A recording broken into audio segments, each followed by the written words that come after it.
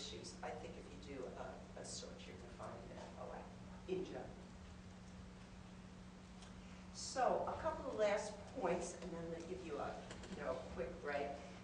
An important step in planning a grant. If you're going to the NIH, learn about the NIH.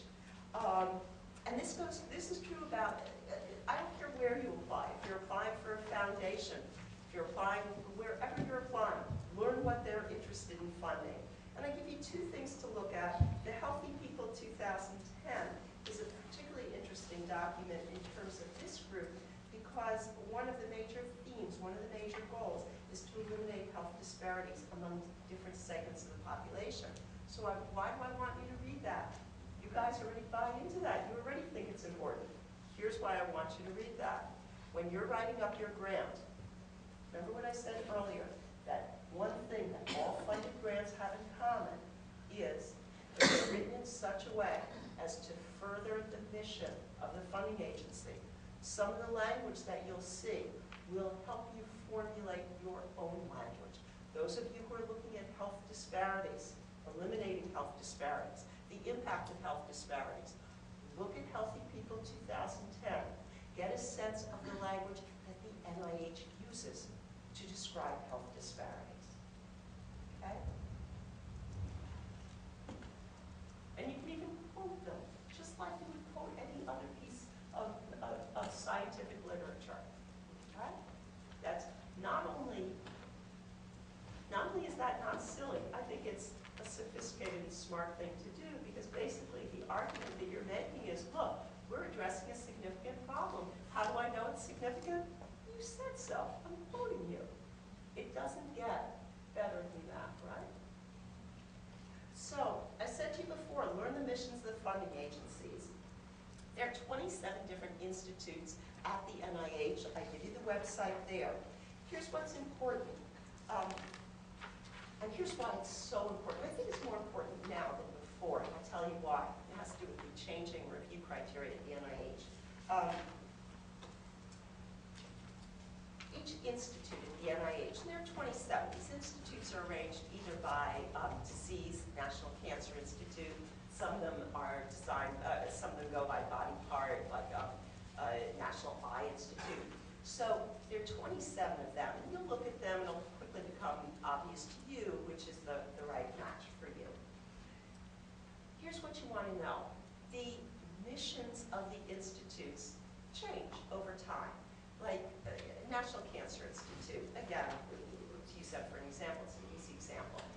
National Cancer Institute, again, I'm making this up, I haven't looked at the institute description in the last month, couple of months, but let's say for the sake of argument that right now a priority at NCI is breast cancer research.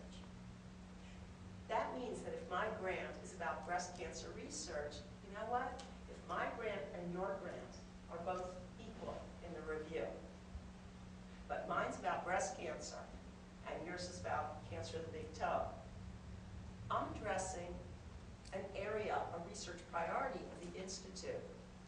I will get funded ahead of you if all things are equal and I'm addressing the mission of the Institute. Sometimes I'm going to get funded ahead of you even if your grant was a little better than mine. Let's say my grant came in at the 11th percentile, well, at the 12th percentile, 13th percentile. Let's say they're cutting off at the 10th. I came up in at the 13th, 14th. You came in at the 11th percentile. Yours was better than mine. Yours was better. But I addressed the institute priority. They can fund me ahead of you, even though your grant got a better score. They can't change the score, but they can fund me ahead of you because I read the institute mission and I wrote my grant to address their mission. Why do I think that'll become even more important in the future? The NIH, as we'll see tomorrow, is changing how they evaluate grants. It used to go up to, theoretically, 100 to 500. You never really saw a score in the range of 500, theoretically. But it was a three-digit number, 250, 300, whatever your score might be. The NIH is changing the review criteria, changing how they're evaluated. The scores will go up to 90. Okay? We're going to see a lot of duplication of scores. There are only so many combinations you can have if you're dealing with 90 instead of 500. I'm not a statistician, but even I know that there's going to be a lot of grants that are going to come in with the same score. How are your reviewers going to decide? How is it going to be decided which is going to be funded? If you have 10 grants with the same score, it's going to be impact. Which is going to have the most impact? There isn't enough money to fund all the good grants that are out there. Which grant will further the mission of the NIH? Know what they want to fund. Keep up to date. This stuff changes.